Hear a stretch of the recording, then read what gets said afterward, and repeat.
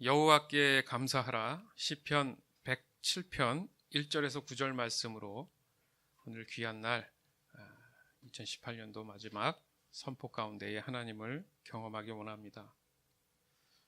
또 이렇게 올해도 한 해를 보내고 내일이면 우리 인생에 있어서 다시는 돌아오지 않을 2018년도가 마감이 됩니다.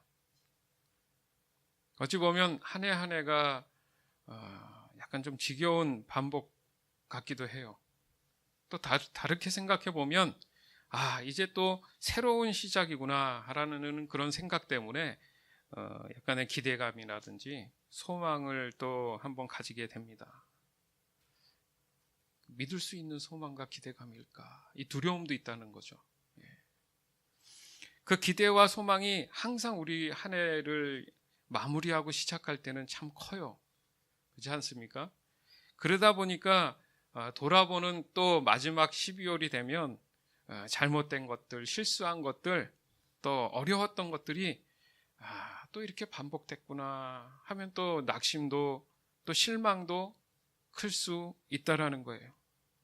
그렇게 매년 한 해 한 해를 돌아보고 맞이하고 돌아보고 맞이한 세월이 저 같은 경우는 벌써 이제 50년을 맞이합니다. 그러면서 생각하죠. 과연 뭐가 달라졌을까? 어떻게 내가 성장이나 성숙한 것이 있을까? 아니면 도리어 나빠진 것이 있을까? 이런 질문은 매년 12월이 되면 어김없이 습관처럼 하는 것 같아요. 이것이 저뿐 아니라 대부분의 사람들도 아쉬움과 부족했던 그 시간들에 대해서 고개를 떨구기도 합니다. 그리고 아직 경험하지 못했던 새해라는 이름으로 다음 해를 막연하게 바라보면서 소망을 갖게 된다는 거예요. 그래서 생각을 해봤어요.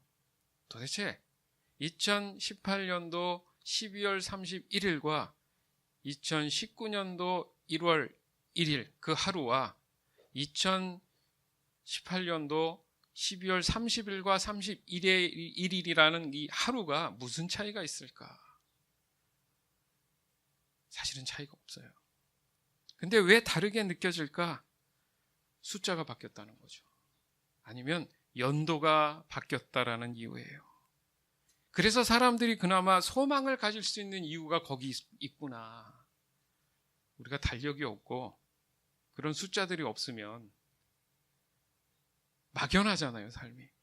그래도 좀 1년이라는 365일이라는 그런 시간들이 있어서 숫자가 좀 바뀌어주니까 그나마 그래도 좀 그게 위로가 되지 않나. 사실 감사의 어떤 의미를 찾자면, 굳이 찾자면 이런 것에 감사는 할 수 있겠죠. 오늘보다 내일이 더 좋아질 것이라는 이 막연한 이 기대가 도리어 우리에게는 작은 감사일 수 있다는 거예요. 그런데요, 이 감사는 믿던 안 믿던 상관없이 생각할 수 있는 그냥 일반적인 감사일 수 있어요. 무슨 말이냐면 오늘이라는 기준과 내일이라는 기준에 들어와 있기 때문에 우리가 그 기준을 보고 앞으로에 대한 추측을 할 수 있다는 거죠. 그걸 우리는 소망이라고 얘기를 한단 말이죠. 그러나 생각해 보세요. 시대가 더 지금 바빠지고 급해질수록 감사할 여유조차 없는 삶이 점점 더 늘어가고 있습니다. 인정하시죠? 그 기준들이 도리어 뭘 만들어냈냐 하면 절박함. 장점도 있는데 단점은 뭔가 올 한 해 끝내야 된다는, 이 시간 안에 끝내야 된다는 그 조바심들, 그게 생겨났다는 거죠. 거기에서 파생된 게 근심들이에요. 그러다 보니 결과적으로 어떻게든 살아남아야 되는 이 몸부림쳐야 되는 고된 삶이 우리에게 점점 더 커져만 갔다라는 겁니다. 그러나 우리가 믿는 예수님, 예수 그리스도를 나의 구주로 받아들인 그 상태, 그렇기 때문에 살아계신 하나님을 경험으로 알기 시작했다라는 그 시점, 기준, 이 기준 때문에 우리가 일반적으로 생각했던 그 한계를 벗어나서 하나님이 주신 그 자유함을 얻을 수 있다라는 말씀이 사실은 성경이 말씀하시는 거예요. 보는 관점이 달라진다는 얘기인데, 그 이유가 바로 기준의 시작이 누구냐? 바로 하나님이시잖아요. 하나님이 보시기에 좋으셨던 그 시절, 창세기 1장에 보면 한 절 한 절 끝에 나오는 단어들이 있는데 뭐냐면 보시기에 좋았더랍니다. 하나 지으시고 보시기에 좋았다. 또 하나 지으시고 보시기에 좋았다. 그걸 원어로 얘기하면 기준이에요. 선하심이에요. 기준. 아, 내가 완벽하게 만들었구나. 더 이상 수정할 게 없구나. 그 상태가 가장 이상적인 기준이었다는 거죠. 그 시대가 언제입니까? 에덴 동산의 삶이었단 말이에요. 즉 인간에게 있어서 시간이라는 그 기준에 얽매이지 않고 그 에덴의 시절로 하나님께서 믿는 자녀들을 누리도록 우리에게 기회를 다시 한번 주셨다는 얘기입니다. 누구를 통해서요? 주 예수 그리스도를 통해서. 물론 지금을 살아가는 우리는 천국의 그림자와도 같은 이 자유함을 잠깐 맛보는 겁니다. 그러나 언젠가 완전한 구원의 그날이 오면 말 그대로 완전한 하나님 나라에 들어가게 되는 그 확신과 소망 속에서 이 자유함에 대한 감사를 삶에서 할 수 있게 된다는 얘기예요. 잘 들어보시면 어려운 게 사실은 아닙니다. 감사를 찾는 데 있어서 내가 애써 찾는 게 아니라 내가 구원받은 자로서 하나님이 그 기준의 선하심의 시작이구나를 깨닫기 시작하면 절로 감사가 나올 수 있다는 얘기예요. 그래서 이 땅에서의 우리의 믿음이 신실할 수만 있다면 첫 번째 찾아오는 증상이 좋은 증상이죠. 현상이죠. 바로 그것이 하나님께 감사하는 마음이 일어난다는 거죠. 즉 하나님을 모르는 사람들은 자신에게 주어진 시간들이 자신의 족쇄가 되더라는 거죠. 그래서 자신을 더욱 세상에 얽매이는 그런 상황 속으로 자꾸 만들어 간다라는 거죠. 시편 107편 1절에서 3절. 여호와께 감사하십시오. 그분은 선하시며 그분의 사랑은 영원하십니다. 여호와께 구원받은 사람들이여 이렇게 말하십시오. 여러분은 여호와께서 원수의 손으로부터 구원하시고 모든 나라들 중에 부르시고 동서남북으로부터 모은 사람들입니다. 아멘. 자, 분명한 것은요, 세상으로부터 불러내셔서 하나님이 계신 그 영역 안으로 모으셨다는 말씀을 지금 하셨잖아요. 그게 바로 지금의 교회. 그게 헬라어로 에클레시아, 세상으로부터 불러냈다. 그게 교회라는 말이거든요. 처치. 이렇게 먼저 하나님께 감사할 수 있는 것은 하나님만이 보시기에 완벽한 인간의 선하심, 좋으심, 그 기준의 주체가 되시기 때문이에요. 그러니까 하나님을 알아야 된다는 얘기예요. 그래서 하나님을 경험해야 된다는 얘기입니다. 왜요? 답이 하나님께만 있기 때문에. 그것은 하나님의 전적인 사랑으로 만들어진 거예요. 오로지 이 만물 중에 사랑으로 삼으신 대상이 바로 저와 여러분인 줄 믿습니다. 구원은 우리 사람에게만 있어요. 그래서 동물에게 있지 않아요. 이 자연 보기는 좋은데 그들에게 구원이 있지 않습니다. 오직 구원은 우리에게만 가능한 거예요. 왜요? 하나님의 사랑 때문에.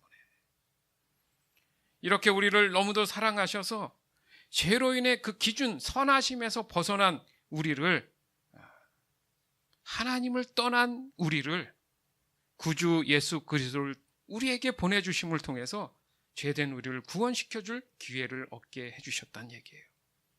그 결과 더 이상은 사망으로 달려가야 되는, 어찌 보면 초일기죠.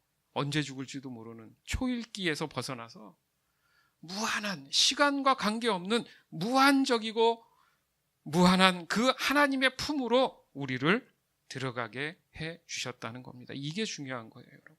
이걸 깨닫기 위해서 우리가 더 하나님 앞에 깊이 기도하면서 나가는 거예요. 뭘 얻기 위함이 아닙니다. 하나님의 이 사랑 가운데 우리가 들어가기 위함이에요. 따라서 사람들의 어떠한 노력도 무의미하다는 것을 깨닫고 오직 하나님의 은혜에 감사의 찬양을 할 수 있는 온전한 하나님의 사람들로 거듭나게 된다는 것. 이게 중요한 겁니다. 그 말을 한마디로 하면 거듭난다. 다시 태어난다는 거예요. 그것에 비추어진 거울이 바로 교회라는 거예요. 구원받지 못한 방황하는 세상을 여러분들 한번 생각해 보세요. 쉽게 볼 수 있습니다. 그 안에 과거에 내 모습이 있었다는 거예요. 그것이 늘 묵은해를 보내고 새해를 맞이하는 시점이 되면 늘 아쉬움과 소망이 동시에 반복되는 이유입니다. 내 구원이 아직 부족하구나. 내 믿음이 아직 부족하구나. 그렇기 때문에 아쉬움과 소망이 늘 매년 12월이면 우리에게 찾아올 수 있다는 거예요. 시편 107편 4절에서 6절. 어떤 사람들은 버려진 광야에서 헤매고 정착할 만한 마을을 찾지 못했습니다. 배고프고 목말랐으며 기운을 잃고 점점 약해졌습니다. 그때 그들이 고통 가운데서 여호와께 부르짖었습니다. 그러자 그분은 그들을 구해주셨습니다. 아멘. 지금 전 세계가 난리잖아요. 예? 전쟁이 끊이질 않는다는 건 뭐 예전부터 그랬지만 지금 중동은요, 전쟁이 안 일어나는 지금 나라가 거의 없습니다. 거기서 생겨나는, 그죠? 나라가 난리가 나서 배를 타고 다른 나라로 가야 되는 그런 심정들이 있는 사람들. 지금 미국의 남쪽에서는 어땠습니까? 미국에 들어오기 위해서 수많은 사람들이 갈 바를 모르고 무조건 위로 미국이라는 곳에 들어가야 된다는 그 마음 하나로 자기 나라를 버린다는 게 그게 쉬운 겁니까? 어디에 정착할지 모르는 이 어려운 상황 속에서 과연 구원은 있을까? 과연 2019년은 나에게 있을까? 두렵지만 아쉽지만 다시 소망을 가져야 하는 그 인생. 이 짧은 표현들이 하나님을 만나지 못한 세상 속에 살아가는 우리의 과거라고 생각하면 여러분 섬찟하지 않습니까? 이렇게 한 해 한 해를 보내면서 어느덧 세월이 흘러서 나이가 들고 몸의 기력이 다 쇠해서 아무것도 할 수 없을 때 돌아본 그 해는 어떻겠어요? 사람들은 공통적으로 얘기하죠. 세월의 무상함만이 남는다. 즉 모든 것이 덫이 없다. 허무하다. 그러나 중요한 것은 6절입니다. 그때에 그들이 고통 가운데서 여호와께 부르짖었다. 두 부류예요. 하나님을 찾지 않는 사람들, 하나님을 찾는 사람들. 그러자 그분 곧 하나님은 그들을 구해 주셨다. 하나님을 찾아야 된다는 얘기죠. 왜요? 하나님이 답이시니까. 오직 하나님의 은혜만이 소망인 것을 깨닫고 하나님을 절실히 찾는 사람에게는 하나님이 언제든 세상에 있는 그 속박에서 자유할 수 있는 기회를 허락해 주신다는 거예요. 그것이 바로 복음으로 인한 구원이라는 거예요. 우리의 인생의 시간표 안에는 한마디로 희노애락이 모두 포함되어 있습니다. 맞죠? 인생이 좋은 것만 있지 않잖아요. 어려움도 있고 기쁨도 있고 슬픔도 있고 뭐 다 있습니다. 그런데 이것을 육의 눈으로 볼 때는 하나님을 모르는 사람이나 또 하나님을 경험한 사람이나 동일한 조건에 동일한 일상을 보내는 것처럼 보일 수 있어요. 맞죠? 똑같이 학교도 다녀야 되고 똑같이 세금도 내야 되고, 그죠? 똑같이 모든 것을 일반적인 사람들과 함께 어우러져서 살아가는 모습을 보면 뭐 믿는 것과 믿지 않는 것이 뭐가 다를 수 있는가라고 얘기는 할 수 있다라는 거예요. 그거 아십니까? 근데 이것이 얼마나 위험한 생각인지. 그러나 영적인 눈으로 봤을 때는 완전히 다른 삶을 살아가고 있는 것을 분명히 깨닫게 된다는 거예요. 즉 그리스도인의 삶과 비그리스도인의 삶은 완전히 구별된 거룩된 삶으로 살아가는 것을 깨닫게 된다는 겁니다. 그래서 하나님이 내가 거룩하니 너희도 거룩해라. 세상으로부터 너희를 불렀다. 그 세상과 어떻게 된 거예요? 구별된 거잖아요. 구별된 삶을 살아가는 증거가 바로 이 교회라는 거예요. 구별된 삶을 살아가고 있어요, 제가. 그러니까 교회 건물에 와서 앉아있다고 해서 구별된 게 아니라 뭐예요? 영적으로 내가 완전한 구원의 하나님을 고백하고 인정하는 그런 상태라면 그리스도인들은 전적으로 하나님의 인도하심을 받는 사람들을 말해요. 그래서 인간의 본연의 삶을 누리며 살아가게 된다는 거예요. 그래서 사람들이 그러잖아요. 인간이 먼저 되라. 인간답게 살아라. 잘 알지는 못해도 그게 맞다고 그 기준을 얘기하잖아요. 그럼 과연 인간답게 사는 것이 무엇인가? 믿는 우리로서는 말씀을 보면 나오지 않습니까? 바로 하나님의 창조의 목적에 맞게 사는 것, 선하신 것, 보기 좋으신 것, 그 기준에 맞춰서 살아가는 게 인간답게 살아가는 거예요. 그러나 비그리스도인들의 삶은 어떻습니까? 버려진 광야에서 헤매고 정착할 만한 마을을 찾지 못하고 있어요. 늘 배고프고 목마릅니다. 결국은 그 기운을 다 잃어서 점점 약해집니다. 그것이 한 해 한 해 반복되며 살아간다고 여러분 생각해 보세요. 여기에 무슨 감사가 있겠습니까? 먹고 살기도 바빠 죽겠는데. 감사는 너희들이나 해라. 지금 이 시간에도 나는 먹고 살기 위해서 살아야 돼. 뭔 감사야? 그 말이 안 나오겠습니까? 그래서 인간의 죄성은 끊임없이 하나님을 떠나려고 하는 거예요. 하나님은 거기서 우리를 건져내시려고 하는 거고요. 그래서 우리의 신앙이 고난이 있고 시련이 있다라는 말씀을 하는 겁니다. 이게 진정한 고난이고 시련인 거예요. 여기서 감사할 수 있는 것이 바로 우리의 고난과 시련을 알고 계신 성령 하나님은 우리의 연약함을 도우신다는 말씀이에요.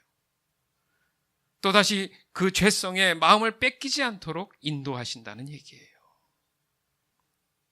시편 107편 7절에서 9절. 여호와는 그들을 바른 길로 인도하셨고 그들이 정착하여 살만한 곳으로 인도하셨습니다. 여호와의 변함없는 사랑에 대해 감사하십시오. 사람들을 위해 행하신 그분의 놀라운 일들에 대해 감사하십시오. 여호와는 목마른 자를 만족해 하시고 배고픈 자를 좋은 것들로 채우시는 분이십니다. 아멘. 맞죠? 감사할 수 있는 깨달음. 그건 뭐냐 하면 하나님의 변함없는 사랑을 알게 됐다는 얘기잖아요. 그 알게 된 결과들이 뭐냐 하면 이 땅 가운데 자유함으로 살 수 있는 거. 이게 가장 큰 선물입니다, 사실은. 만약 이런 하나님의 말씀이 우리에게 없었다고 생각해 보세요. 기준이 어디 있습니까, 지금? 예전에 그런 시대가 있었습니다. 말씀의 기준들이 없었던 시대들은 자기 말이 법이었어요. 그러니까 엉망진창이죠. 무법천지죠, 무법천지. 그래도 이 말씀을 우리에게 오늘날까지 이렇게 번역된 걸로 주시잖아요. 우리의 삶의 명확한 선함, 그 기준과 자유함은 영원히 만약에 이 말씀이 없었다면 우리에게 허락되지 않았다는 얘기죠. 하나님이 이 말씀을 통해 우리를 바른 길로 인도하시는 줄 믿습니다. 하나님은 이 말씀을 통해 우리가 머물러야 할 곳을 정확히 알려주시는 줄 믿습니다. 기도하잖아요. 왜? 어디로 갈지 모르겠습니다. 그럼 하나님이 그 길을 정확히 내가 알기 위해서는 내 영적인 면이 어때야 돼요? 깨끗해야죠. 그게 거룩함이란 말이에요. 구별되어 있어야지만이 하나님이 정확한 길을 제시했을 때 내가 알아듣고 가는 건데, 내가 늘 기도하지 않고 말씀에 젖어 있지 않으면 항상 내 마음에 내 판단이 우선되기 때문에 늘 그 선택의 문제에서 고난이 온다는 얘기예요. 하나님은 이 말씀을 통해 우리의 모든 목마름을 충족해 주시고 계세요. 하나님은 이 말씀을 통해 우리의 모든 배고픔을 가장 좋은 곳으로 채워주고 계신 겁니다. 우린 이 진리들을 붙잡고 사실은 한 해를 살아온 거예요. 헷갈릴 수 있는데 사실은 이 진리를 붙잡고 한 해를 우리는 살아온 겁니다. 그렇기 때문에 우리에게 주어진 이 한 해 한 해는 오직 남는 것은 감사밖에 없다라는 거예요. 따라서 우리가 할 수 있는 게 뭔가? 바로 감사밖에 없구나. 우리를 향한 하나님의 이 사랑은 변함이 없고 영원하기 때문에 그렇습니다. 또한 하나님의 그 사랑으로 인해서 믿는 사람들을 위한 놀라운 구원의 기적들을 삶 속에서 보여주고 계시기 때문에 그렇다는 얘기예요. 아닌 것 같습니까? 여러분은 몰라도 하나님은 주무시지도 않고 쉬시지도 않고 사랑하는 우리 개개인을 위해서 오늘도 일하고 계십니다. 그 내용을 이제 1월 첫 주부터 배우시는 거예요.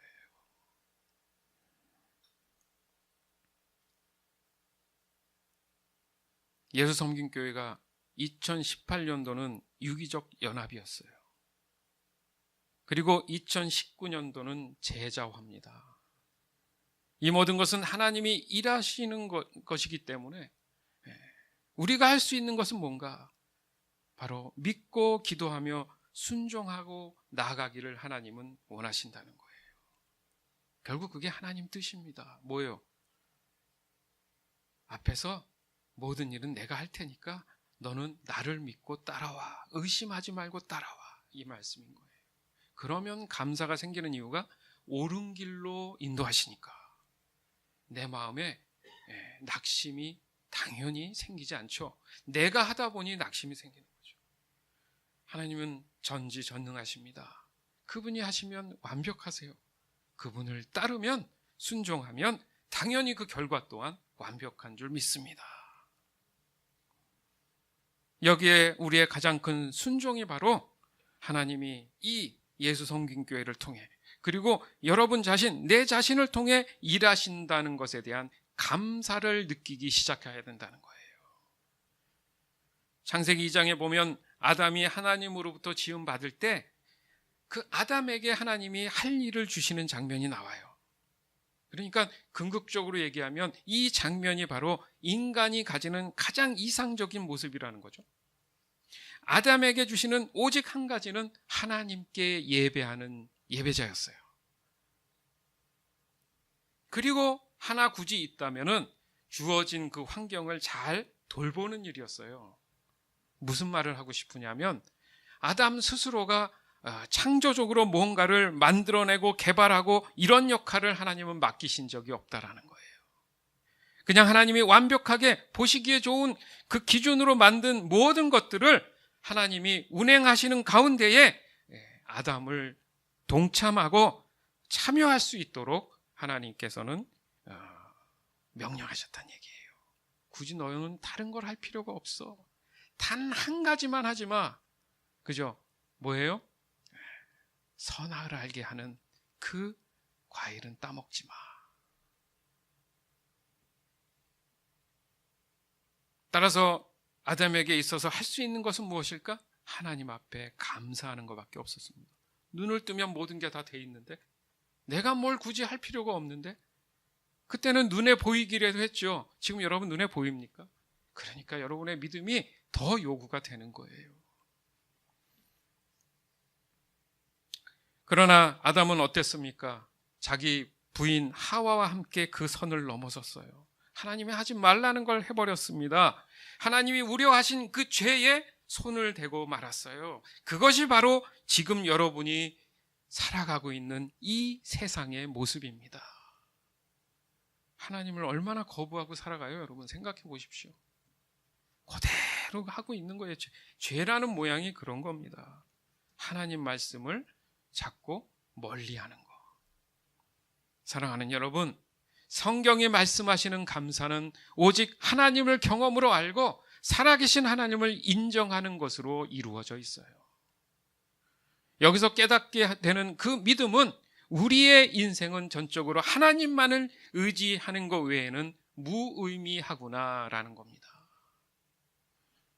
하나님이 저와 여러분 각자를 변함없이 영원히 사랑하고 계신다는 것을 믿음으로 받아들인 상태라면 어떠한 상황 속에서도 내 입에서는 감사의 찬양밖에 나올 수밖에 없어요. 성경을 한번 여러분 2019년도에는 1월 1일 창세기 1장 1절부터 계시록까지 꾸준히 한번 읽어보세요. 공통점을 발견합니다. 바로 이 말씀. 우리의 인생은 전적으로 하나님만을 의지할 수밖에 없구나. 내가 하는 모든 것들은 무의미하구나. 이걸 깨닫게 됩니다. 나는 작아져요. 하나님은 커진다는 얘기예요. 그러나 교만해지고 세상을 사랑하면 나는 커지고 하나님은 작아진다는 얘기예요. 말이 됩니까? 여러분 신발을 신을 때 신발 치수가 중요하지 않아요? 왜요? 헐렁거리거나 신발이 작으면 못 신잖아요. 그거와 같은 겁니다. 내 발이 편하고 불편함이 없이 안전한 것을 찾는 것처럼 우리가 할 수 있는 건 뭡니까? 하나님의 그 진리의 말씀 안에 내가 들어가는 거예요. 믿으십니까? 지난 과거의 부족함은 나의 믿음의 문제인 거예요. 그 부족함으로 인해서 감사할 수 없었던 겁니다. 그리고 또다시 새로운 해를 동일한 방법으로 맞이한다면 2019년도 12월도 똑같은 부족함으로 여러분들은 낙심할 거예요. 이젠 더 이상 반복되질 원치 않습니다. 그러나 나의 믿음이 살아계신 하나님을 인정하는 순간이 온다면 내 자신이 온전히 하나님의 일하심에 동참하기 때문에 분명히 하나님으로부터 나는 바른 길로 인도하심을 받을 수 있어요. 내가 머물러야 할 곳을 정확히 알려주시는 것을 내가 반응할 수 있어요. 나의 모든 목마름을 충족해 주시는 것을 내가 경험할 수 있어요. 나의 모든 배고픔과 모든 어려움과 힘듦이 내 환경이 가장 좋은 곳으로 채워진다는 것을 내가 인도받고 있다는 사실을 깨닫게 됩니다. 그렇다고 내가 잘못 살았구나 그 얘기가 아니라 오늘 말씀이 있다라는 것은 우리에게 소망이 있다는 거예요. 언제요? 2019년에 소망이 있다라는 얘기입니다. 이런 상태라면 늘 감사가 내 마음에 차고 넘칠 거 아니에요. 여유가 있으니까. 이것이 바로 그리스도인들이 가져야 할 신앙이라는 거예요. 진정한 신앙. 따라서 이제 2019년도는 성령 하나님이 여러분 모두를 예수님의 제자가 되도록 인도하실 줄 저는 믿습니다. 여러분 반드시 제자가 돼요. 성경 말씀대로 제자가 되라고 말씀하셨어요. 예수님의 제자가 되라고. 모든 사람이 구원받으면. 여러분이 할 수 있는 일은 하나님을 경험하기 위한 적극적인 동참과 순종입니다. 제가 이 시간 믿음으로 장담할게요. 2019년도 12월 오늘 같은 이 마지막 예배 때 우리 모두는 놀라운 하나님의 은혜에 대한 진정한 감사가 넘치는 고백들이 모두가 있을 겁니다. 확실해요. 아멘? 이제 묵은 해는 버리세요. 그로 인한 무거운 짐들은 우리 주 구주 되시는 예수님의 그 살아계심을 믿음으로 과감히 버리세요. 예수의 이름으로 버리시란 얘기입니다.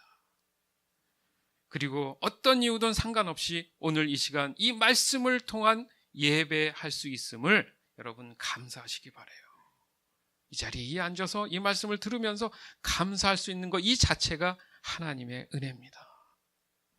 이 시간 하나님이 우리의 이 믿음의 감사를 보시고 저와 여러분 모두에게 진리 되시는 2019년 새해를 맞이하게 해 주실 줄 주 예수 그리스도의 이름으로 고백합니다.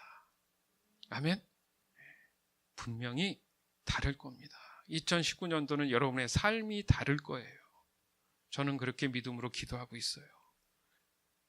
믿음으로 받으세요. 마음에 믿음으로 받으세요. 왜요? 늘 예수님이 그랬어요. 병을 고쳐줄 때 내가 너를 위해 안수하고 기도하면 나을 줄 믿느냐? 예, 믿습니다. 이거 먼저 물으셨어요. 그냥 해주신 게 아니라 그 믿음을 확인하셨어요. 여러분의 입술로 오늘 시간 예배 가운데 고백하세요. 하나님, 2019년은 나에게 다른 해입니다. 하나님의 은혜가 있는 해입니다. 예수 그리스도의 이름으로 내 삶의 변화, 거듭남이 있을 겁니다. 채워주실 줄 믿습니다. 이렇게 믿음으로 신앙을 고백하는 오늘이 되기를 주님의 이름으로 축원합니다. 데살로니가전서 5장 16절에서 18절, 요한복음 13장 34절에서 35절. 항상 기뻐하라. 쉬지 말고 기도하라. 범사에 감사하라. 이것이 그리스도 예수 안에서 너희를 향하신 하나님의 뜻이니라. 새 계명을 너희에게 주노니 서로 사랑하라. 내가 너희를 사랑한 것 같이 너희도 서로 사랑하라. 너희가 서로 사랑하면 이로써 모든 사람이 너희가 내 제자인 줄 알리라. 아멘.